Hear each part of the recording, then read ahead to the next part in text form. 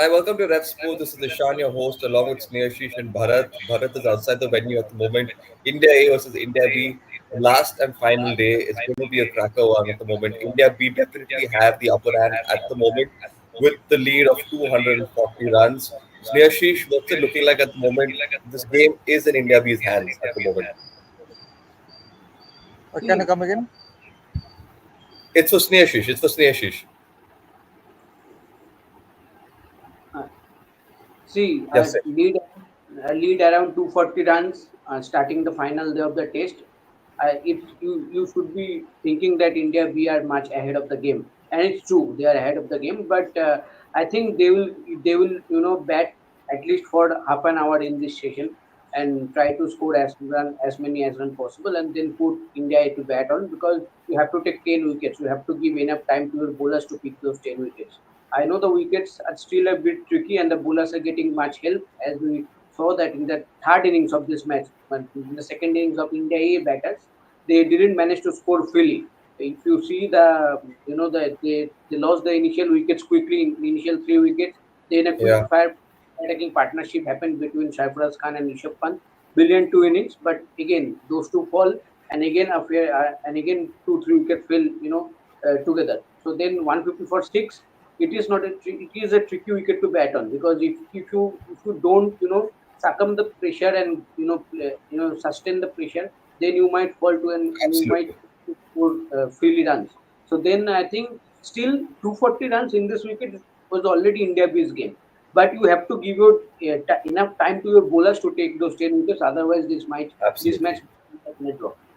No, you're right, Nish. I think 240 is a good lead. I think they look to press it on a bit more, get some quick runs, and maybe then get the bowlers on, because you need some time to get them all out. It won't happen so easily. It's a 4 day pitch, so obviously that might benefit the bowlers, but they still need some more time.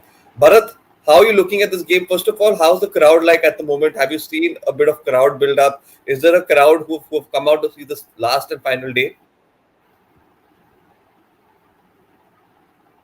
1 minute, you're mute. Yeah, Bharat, carry on. Yes. Yeah. As I noted yesterday, the gates here open only at 9:30, and only one gate will open. So, if you come somewhere at 8:15, 8:30, 8:45, then there's nothing much to do. But there is a little bit of, at least few people were there. They were trying to buy few KL Rahul shirts.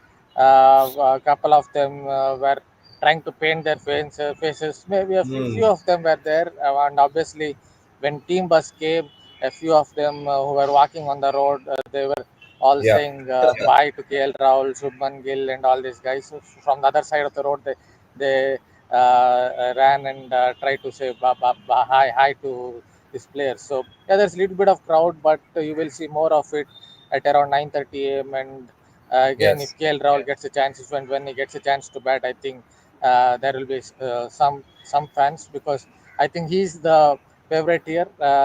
Yeah, Absolutely. Mayank Agarwal has a little bit of support. I agree, but it's KL Rahul. Everyone who's come here wants to watch KL Rahul. So when India again get a chance to bat, you might see a few more fans coming to that Sure, coming sure. to that And gate.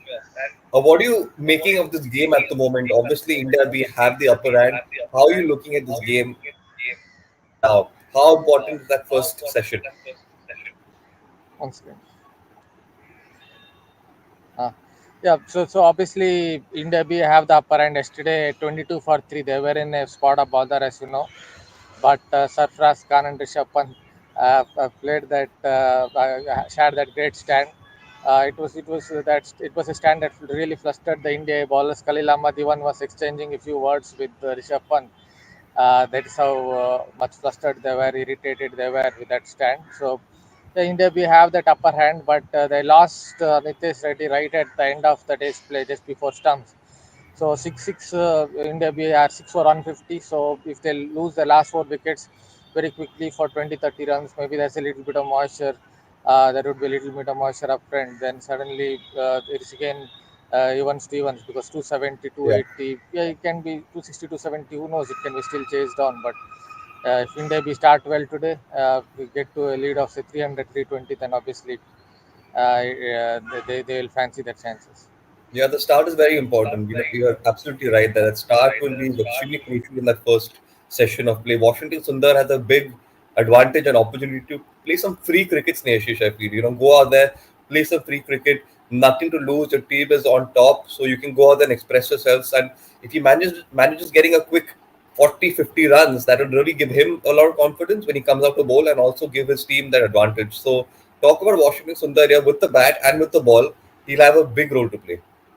Yes, absolutely. And as you said, that you need to score as quick as possible because, as I said earlier, also you need to give enough time to your bowlers to pick those wickets. It's not easy that a bowlers will come and easily pick those wickets. The other team's batters also capable of batting well and chasing this total. But the main key factor might be the fast session. The India batters do not have to face the bowlers in the fast session. The maximum of the overs they have to face in the second and the last session. And as we all know that in all 3 days, previous 3 days, the batting looked a bit easy in second and third session, but in the first session it's a bit tricky. So that's another point that India B batters need to look after because they, the India B should look to give at least India batters a chance to bat in the first Mm. in Yeah. session is for 10 overs. In 20, 25, 30 overs are happening, then at least you bat for 10, 15 overs and give them those 10 overs with the new red ball, give your bowlers a chance to pick up at least one or two, three wickets. Yes. And that will set your game in the next two sessions. So I think a bit of tricky. I think the calculation is there. I think we have to click that right calculation to get a result of this game because a situation is bit of tricky for both the teams. But for Washington Sundar, I think yes, he has that capability. We all saw for India also how he can play those big shots Big in every opportunity. of our have shown. And I think to the stage is set for him to play his shot and score as many as possible quickly. And then with the ball also, the fourth day wicket, we all know the fourth day wicket of in India in any pitches, the ball might spin a bit more. So I think as a off spinner, he can play a big role. But as I said again and again, you have to give your enough time to your bowlers to pick those 10 wickets. I think that's where the calculation comes in, and you have to click that correctly. Thanks, Nish. Valid points made there. Great points with the off spinner coming in on the fourth day as well. He'll really be a threat. Bharat, there's a question here. If you have to pick out one standout bowler from all the teams, who will you pick Oh, and why? I guess I would go for someone like Manav Sutar only if you take all teams into consideration because he took all those wickets. Obviously, I've been a bit busy with this match, but whatever I've seen of Manav Sutar, he gives it a nice flight. He has good control. So he's someone he comes from say Saurabh Kumar type of spin bowling in the sense he will give it a lot of flight. Yes, he gets decent drives on the ball. So he's the bowler, standout bowler I think of the lot. But among the fast bowlers, yeah, in the first innings in that Anantapur game, I saw Harshit Rana took some wickets. He's someone has good attitude for fast bowling, hits the deck hard, gets a little bit of bounce, and he can bowl long spells. Here, Navdeep Saini has bowled a decent spell. I won't say it was an outstanding spell, but he has bowled a decent spell. He got some movement off the pitch in the air as well. So late movement as well he got. So Mukesh Kumar yesterday came into his own after Yeah, he a did. rather ordinary start. He started hitting the seam. So these are some of the seamers. The dark horses I found this. It's not a standout bowler, but Nitish Kumar Reddy bowled one good spell as an all-rounder. If you look at him, though he didn't get a wicket, he swung the ball nicely. So these are some of the bowlers. Yeah, even someone like Khalil Ahmad is getting a few wickets. Akash Deep got some wickets. He might come in the equation for that Bangladesh Test series because he hits the seam regularly. Though he's down on pace here. He and Avesh Khan are both down on pace, but both were hitting the seam nicely and getting some seam moment, and Avesh Khan was getting some bounce. Thank you, Bharat. Interesting, you brought up the Bangladesh series because there's another statement that is made. Yes, Neshish will take that. Mushir must play against Bangladesh squad. Akashdeep, Harshal, Avesh should also be included in the squad. Obviously, not all of them can be included, but if you see any hope for any one or two, who do you think it might be from this list over here? I think among these four names, I think Akashdeep might get a chance because we have seen him playing already for Team India, and he has done a bit good in that match also. And The way he has played in this match also, I think he has a chance in the Bangladesh series. If you ask me personally, I have not seen this list. Even if you ask me personally, I would have named Akash name in the list, in my probable list of the squad. But I don't see Mushir Khan getting a chance in this series at least, because in yesterday live also we discussed, because the team for the Bangladesh series have to pick up after this one match only, and Hmm. you cannot pick a young player just based on one innings. If you see in the first innings, he scored that mammoth 180 plus runs, but in the second innings, he scored a duck. So there is no such consistency. You might say, okay, one duck might not say that he is a bad player or he cannot score in both innings. In the next match, he might score 200 in two innings. That can happen. So Snehshita, but if so Mushir Khan had scored 200 in the first innings and scored, yeah, say, 50 in the second innings, do you think yeah, then this would have changed completely? yeah. Then the selectors might be thinking that there is a chance of getting Mentally. him, but Hmm.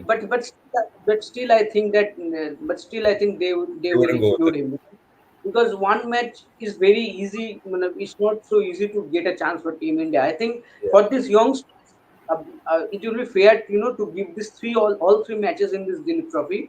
See who are the players who are performing at consistent level in these three matches, and Fair then you point. have the home series against New Zealand. Then you have the home series against New Zealand. Then you can try two or three names in the home series against New Zealand. I think that will be very easy for them. I'm not saying that straight put him into the playing 11. At least you can name and use them in the squad. Then that will be a great exposure for them. But in this list, I think Akashdeep is the only name that can get a that can get a chance in the squad this Fair final. enough. Fair enough. I completely agree with you there. Bharat, there's another question. This is the technical question. So you're the best suited man to answer this technical question. So it's coming right here. Do you think players with a high backlift style have some difficulty to bat in Test cricket? Come on, Bharat. Give us your best answer. Like that is, I think, too generalistic a comment to tell whether they will have some difficulty, players with high backlift. Someone like Brian Lara from another time at such a high backlift, he used to have so much movements, and then used to still get his bat down. Recently, we see a lot of bat up methods, like Harry Brook he holds his bat very high, and he averages about 58, 60 in Test cricket. But if you're not used to it, then suddenly if you ramp up your backlift, maybe like someone like Mayank Agarwal once, I think, tried to ramp up his backlift in Test cricket, and then it became difficult for him in Australia, because he was not used to that kind of backlift. Then it could become really difficult. But if you're used to that kind of backlift from a young age, especially in modern times where a lot of batters are looking at T20 cricket, that is why this high backlift has come into the equation more and more. If you're used to it, I think you would be fine with it, because you have played like that for a long period of time. But if you're not used to it, suddenly if you try to ramp up your backlift, because you have to play in T20 cricket as well, like Mayank Agarwal, then it could really be a problem. Yeah. Thank you, Bharat. Snehashish, we'll get the final question before we end the show. Uh, Rishabh Pant averaged 64 in Australia, which is fairly good, which is actually good. But some experts say Dhruv Jurel should play in Australia. Uh, it's going to be Rishabh Pant mostly. I think if Rishabh Pant is I don't know who these definitely. experts are, to be honest. Yes, yes. I also want to know, but yeah, Rishabh Pant should get a chance for in the team, and if he gets a chance, he is your first wicket keeper, because first thing first thing he is Rishabh Pant, and we all know how destructive he can be in the Test format at least. And second, technical. If you see from the technical perspective, he is a left-handed batter. You need left-handed batters in the middle order that can give you a variation in the batting lineup. So I think, because if you see from the top, you have only Jaiswal in the top as a left-handed, then all your batters are right-handed, and then straight comes Rishabh Pant if you use him as a wicket-keeper batter. So I think Rishabh Pant should get a chance. Dhruv Jewel, I am not taking anything away from Dhruv Jewel. She has been pretty brilliant with the glove work also in this match. The batting, I might say, he could have done also better, just like Rishabh Pant. But Rishabh Pant played and counter-attacking not yesterday, and it was superb the way he batted with that approach. The Rishabh Pant that we all know and we all love, Yeah. when it all comes work. But Fantastic innings. but again and again, I will say the same. when these things work for him, we love him. But when this doesn't work, he looks ugly, and that's the main and that's the main characters of it, because he will continue to play like this only. And I think that all team management, in whatever team he has played in any format, I think all team management had given that freedom to him, that you play according to your style only. We will not talk about anything. You score, you doesn't do not score. We will not talk about it, but you play according to the style. And I think that is the good point. I think that's clarity is there for him, that I can go and I can play my shot, whatever I am thinking on that field. I think that is good. But yeah, I think ahead of Dhruv Joel, always Rishabh Pant will get a chance in Team India as of now. 100%. I think that's what we always said, that Rishabh Pant will always be the first choice wicketkeeper.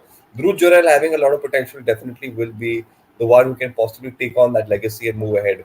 But on that note, guys, it's 9:30. It's game time. Let's go on and see the game. Thank you both for joining. And it's an interesting game, interesting day of play. It's a decider. So let's stay tuned, and we'll catch you all right after the end of day's play as well. Thank you, Snehashish. Thank you, Bharat. And thank you to the audience. We'll catch you all really soon.